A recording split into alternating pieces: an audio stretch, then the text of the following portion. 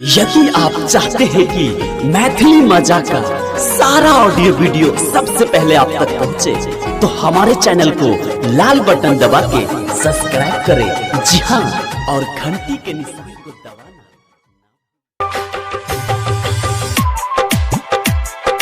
DJ गुट Madhubani, DJ गुट Madhubani, DJ गुट मधुबनी।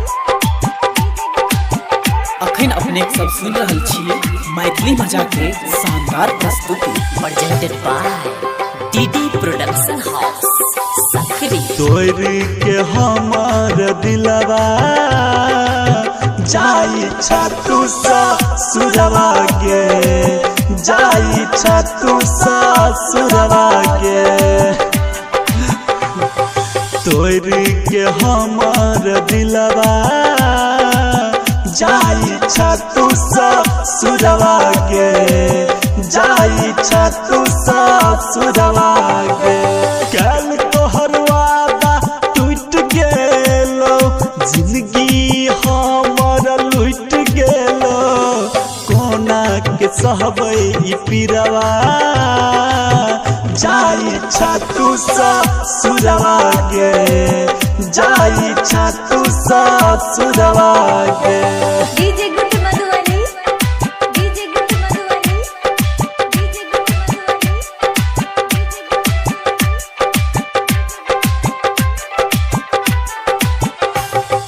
अखन अपने सब सुन रहल छियै मैथिली मजा के शानदार प्रस्तुति। कौन एहन मिललो फायदा के, प्यार के के सौदा के। तोहर तो जिंदगी भेलो आबाद, के छाही में रौदा गे।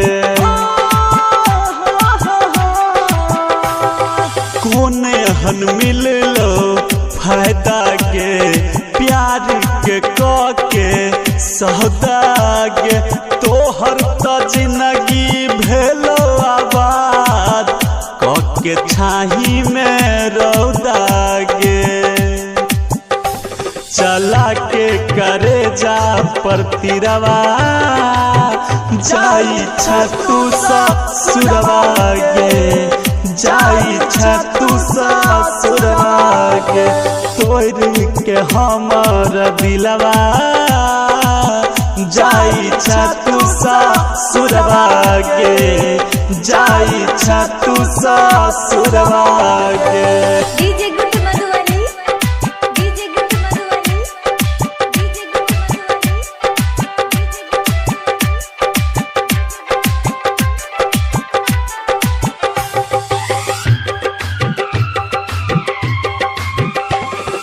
केला तू बढ़का जुलुम गे, प्यार के खून गे। ससुरा में हमार याद तो गे, जखन मन बहनी मुन गे।